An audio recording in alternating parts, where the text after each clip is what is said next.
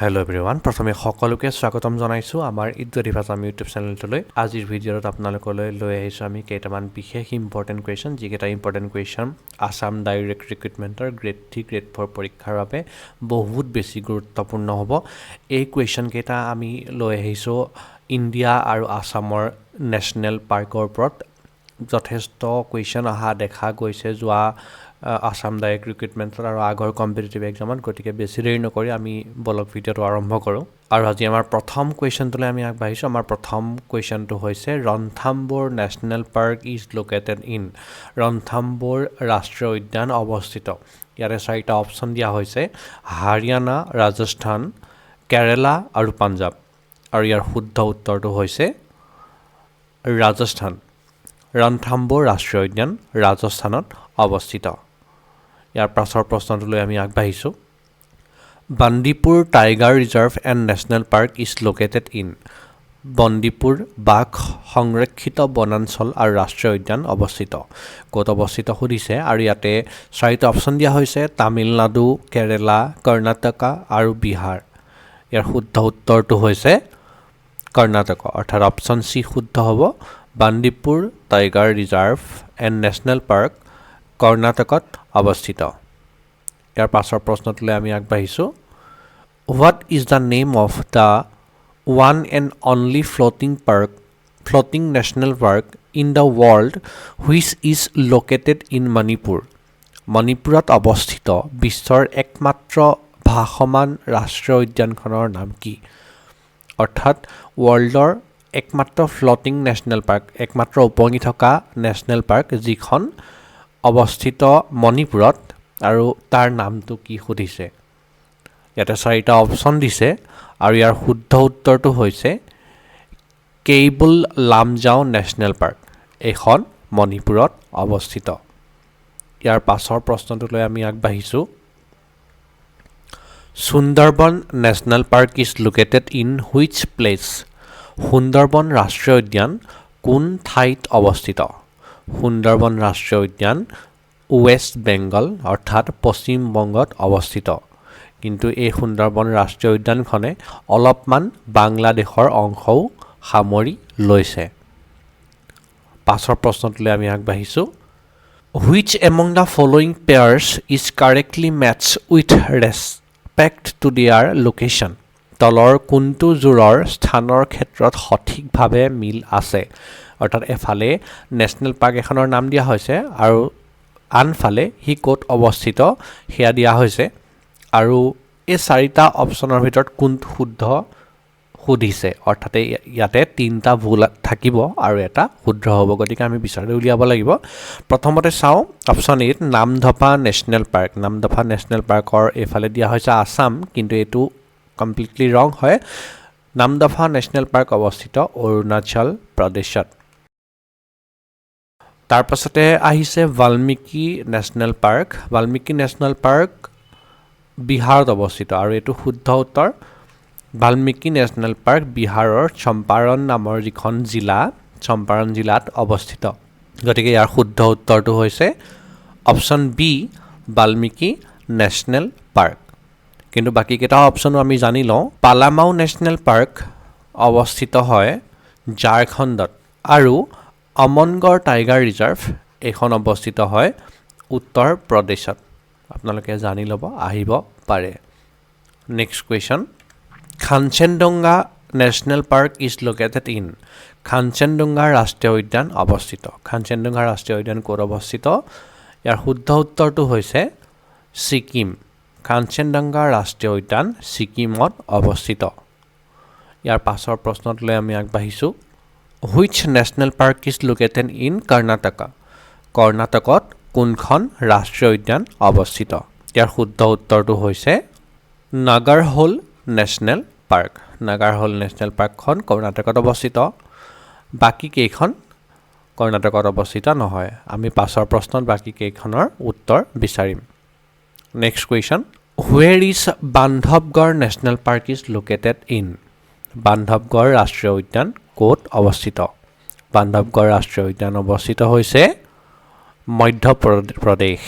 ইয়াতে 4টা অপশ্যন দিয়া হৈছে, আৰু শুদ্ধ উত্তৰ হ'ব option B, Madhya Pradesh next question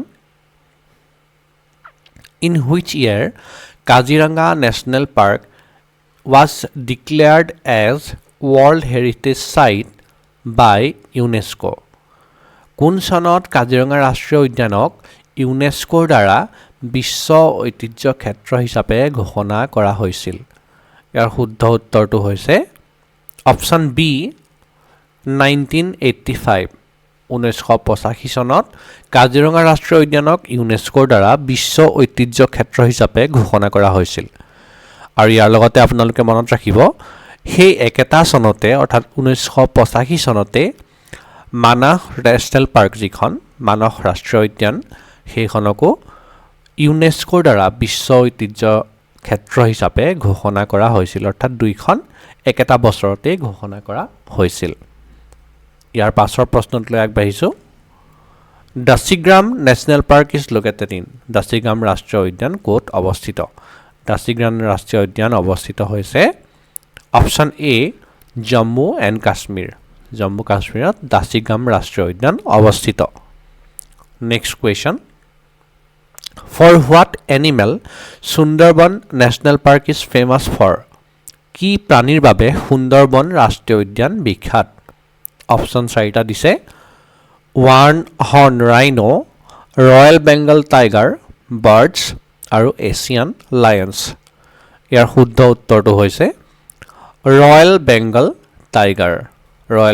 টাইগাৰৰ বাবে সুন্দৰবন ৰাষ্ট্ৰীয় উদ্যান বিখ্যাত লগতে আপোনালোকক এটা এডিশ্যনেল ইনফৰমেশ্যন দি থৈছোঁ এই ৰয়েল বেংগল টাইগাৰ হৈছে আমাৰ ভাৰতৰ ৰাষ্ট্ৰীয় পশু next question Where is the Gir National Park located in?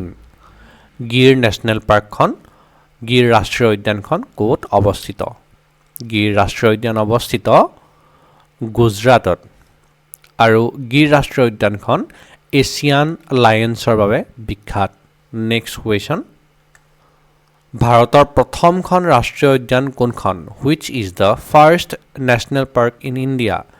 ইয়াত ব্ৰেকেটত এটা চন দিয়া হৈছে অৰ্থাৎ প্ৰথমখন ৰাষ্ট্ৰীয় উদ্যান 1936 চনত ঘোষণা কৰা হৈছিল গতিকে কোনখন নেশ্যনেল পাৰ্ক সুধিছে উত্তৰত আমাৰ ইয়াৰ শুদ্ধ উত্তৰটো হ'ব option B Corbett National Park অৰ্থাৎ জিম কৰ্বেট নেশ্যনেল পাৰ্ক ভাৰতৰ প্ৰথমখন ৰাষ্ট্ৰীয় উদ্যান আৰু ইয়াক ঘোষণা কৰা হৈছিলে 1936 চনত next question Where is the Jim Corbett National Park located in?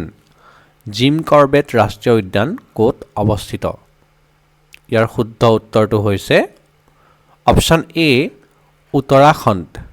উত্তৰাখণ্ডত জিম কৰ্বেট ৰাষ্ট্ৰীয় উদ্যান অৱস্থিত আৰু ইয়াৰ আগৰ প্ৰশ্নটো আমি পালোৱে এইখন হৈছে ভাৰতৰ প্ৰথমখন ৰাষ্ট্ৰীয় উদ্যান পাছৰ প্ৰশ্নটোলৈ আমি আগবাঢ়িছো In which year Kaziranga National Park was declared as National Park. কোন বছৰত কাজিৰঙা ৰাষ্ট্ৰীয় উদ্যানক ৰাষ্ট্ৰীয় উদ্যান হিচাপে ঘোষণা কৰা হৈছিল অৰ্থাৎ কাজিৰঙা ৰাষ্ট্ৰীয় উদ্যানখন প্ৰথমতে ৰাষ্ট্ৰীয় উদ্যান হোৱা নাছিলে প্ৰথমতে তাক ৱাইল্ড লাইফ চেঞ্চুৰী হিচাপে ঘোষণা কৰা হৈছিলে আৰু এটা চনত ৰাষ্ট্ৰীয় উদ্যান হিচাপে ঘোষণা কৰা হয় আৰু সেই চনটো সুধিছে চনটো শুদ্ধ উত্তৰটো হৈছে 1974 অপশ্যন সি শুদ্ধ উত্তৰ 1974ত কাজিৰঙা ৰাষ্ট্ৰীয় উদ্যানক নেশ্যনেল পাৰ্ক হিচাপে ঘোষণা কৰা হৈছিল ইয়াৰ পাছত আপোনালোকক কেইটামান এডিশ্যনেল ইনফৰমেশ্যন দিব খুজিছোঁ there are total 7 numbers of national parks in Assam অসমত মুঠ 7খন ৰাষ্ট্ৰীয় উদ্যান আছে কেতিয়াবা প্ৰশ্নত অহা দেখা যায় মুঠ কেইখন ৰাষ্ট্ৰীয় উদ্যান আছে বুলি আৰু সেই কেইখন হৈছে 1 number Kaziranga national park 2 number Manas national park 3 number Dibru Saikhowa national park